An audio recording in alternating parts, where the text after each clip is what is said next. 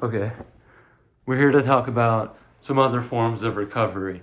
And I do this for several reasons. For one, when I was first exposed to different programs that weren't the 12 steps, I swear I had like a mini enlightenment.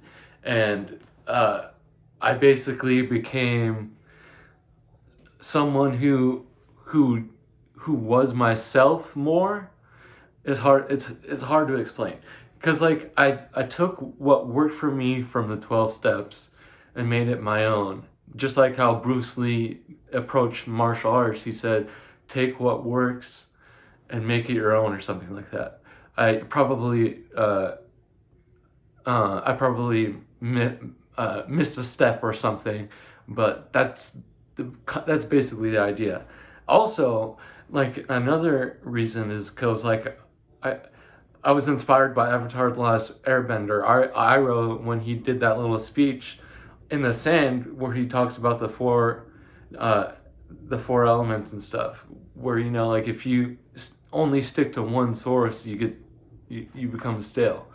Um, I wasn't thinking of this when I stole the books from treatment, the ones that they weren't reading or showing people in class.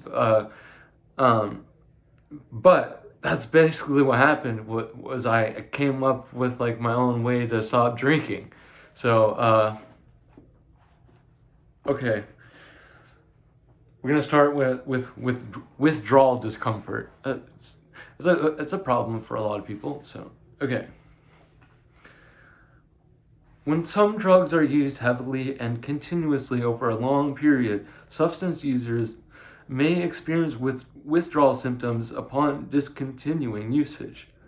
From the most limited time perspective, in that moment, this makes further substance use more attractive. However, as mentioned above, oh yeah, probably should have, probably, oh well, withdrawal is easily and quickly addressed. On its own, withdrawal isn't a big deal, but when combined with several of the factors listed here, it becomes one more thing that makes further use attractive. Withdrawal can create the illusion that the drug provides more benefits than it does. Since withdrawal can be a very painful state, substance users may become stressed, anxious, or depressed while going through it. Relieving withdrawal by taking more of the drug then seems to relieve these symptoms. However, it wouldn't seem to provide these benefits if it hadn't created the withdrawal in the first place. That's why this factor is discussed in the secondary reason section. The illusion exaggerates the powers of the drug use, making it seem more attractive and it makes it seem like the more attractive and preferred option. There are also practical implications of dealing with withdrawal. Many professionals see the prospect of taking a week off work to be treated as a major obstacle. They fear that others will find out or at least ask questions that put them in the position of having to lie. Some people identify withdrawal as the sole reason they continue to use substances. If withdrawal is truly the only reason you continue using, then a trip to detox is all it will take to end the cycle. Just do it, with no other reasons to use substances to the point of developing withdrawal syndrome again.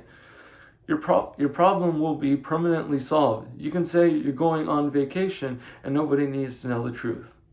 There are others who believe withdrawal is the only reason they keep using, but then they cycle back into heavy substance use after a successful detoxification from substances. When this happens, it is clear that the individual still has other reasons for using. He still prefers heavy substance use for reasons other than simply avoiding withdrawal. Those reasons are worth investigating. Okay, 1 second. Dehydrated. Stay hydrated.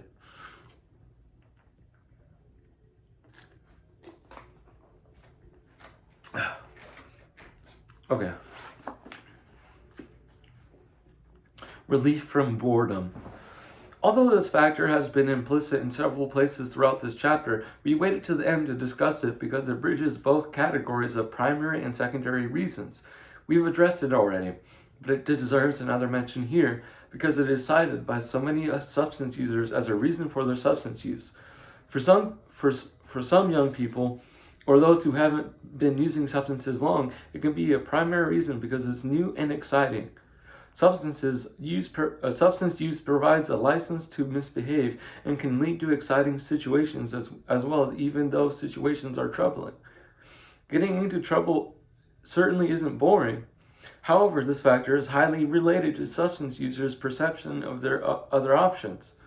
For those who believe they have nothing else available to them, it can seem the best path to relieving boredom.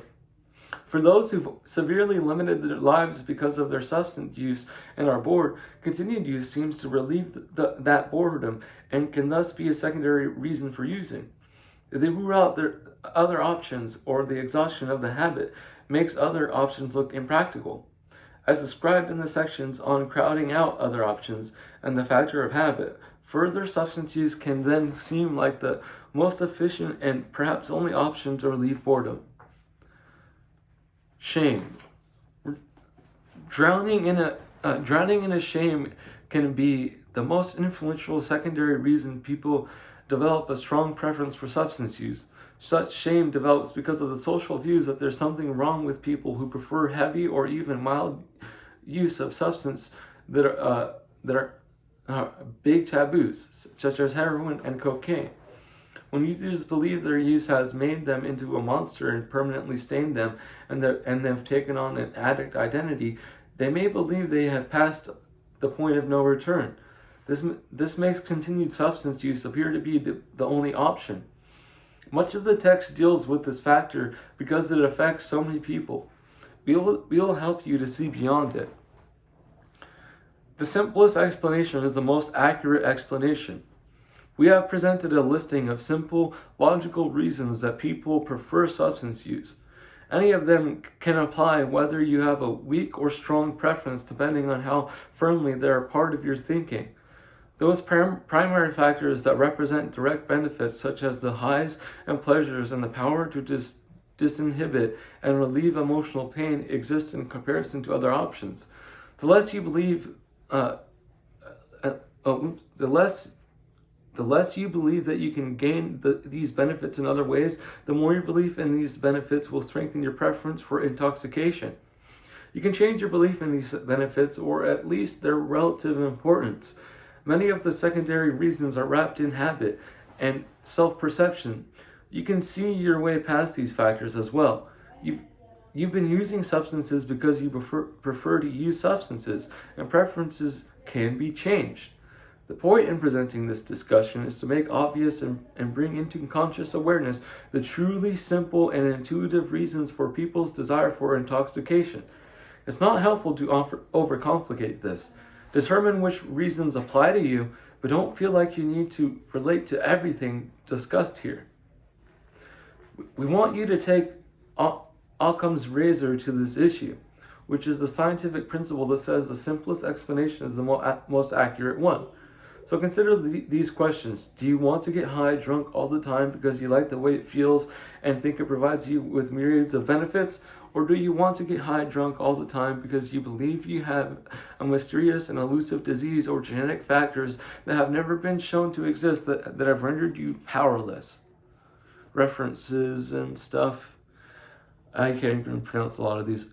Capretto L. 2015, August 3rd. Thinking drinking alcohol before bed can help you sleep? Not even close. Retrieve. Yeah, I already knew that. Well, yeah, because I'm an alcoholic. Or an ex-alcoholic, depending on who asks, you know. But we'll just stop there. I know it's not quite as much as... Oh, never mind. Hopefully it's not too much for one day.